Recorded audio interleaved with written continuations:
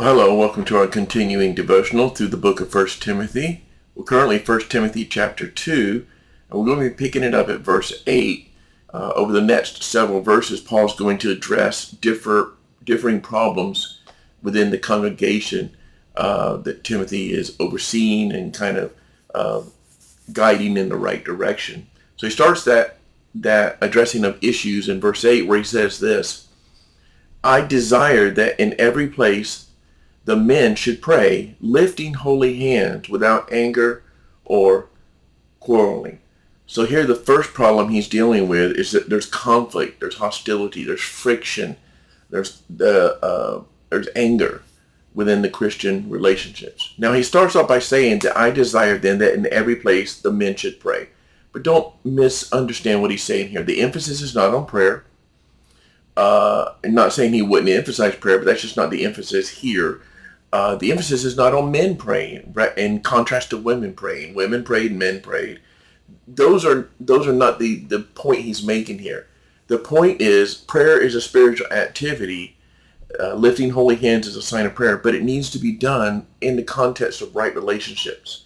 So he says, I desire that men in every place that in every place men should pray, lifting holy hands without anger or quarreling. They need to be holy hands.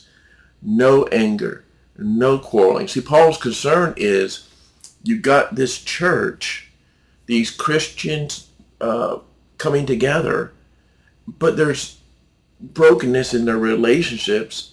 And even though externally they're doing the right thing, and this could apply to prayer or worship, tithing, listening to a sermon, you can do all of that externally. But if inwardly there's this conflict, there's this friction, it's not okay. God values healthy relationships above engagement in spiritual activity. So he's saying the first thing I want to do is understand this. No matter what spiritual activity you're talking about, it needs to be done with right relationships and right attitudes. No quarreling, no arguing, no inward bitterness, no friction, no conflicts. But spiritual activities must be done in the context of right relationships. So he starts there addressing that particularly to the men because it seems to have been an issue of some kind of fight, some kind of infighting going on amongst the men. Then he goes and addresses the women in particular. In 1 Timothy 2 verses 9 and 10 he says this: likewise also that women should adorn themselves in respectable apparel with modesty and self-control, not with braided hair and gold or pearls or costly attire, but with what is proper for women who profess godliness with good works. So he addresses a second problem, and this problem is attention-seeking pride, where people are using their outward fashions to call attention to themselves. It may have been showy in the sense of showing the money you had by wearing very expensive things that are designed to let people know that you are doing very well and call attention to yourself, or it could have been seductive clothing. The word modest applies to both.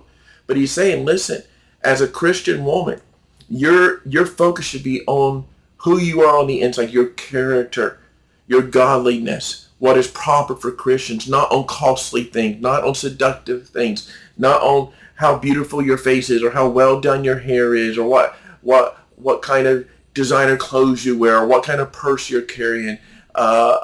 Or how great shape you're in. None of these things should be the focus of Christians, but Christian men or women for that matter. We're here to focus on Christian women, but rather he's saying what is fitting for Christian women is to focus on godliness and good works. A Christian's concern should be on their godly character, not their outward appearances. So he's saying, listen, don't go for the showy, don't go for the seductive, don't go for what calls attention to yourself, but rather focus on character, which leads people to praise God instead of praising you. So he has a word for the men and a word for the women. In the next verse, he addresses another issue, but we'll get to that in our next devotional. Have a blessed day.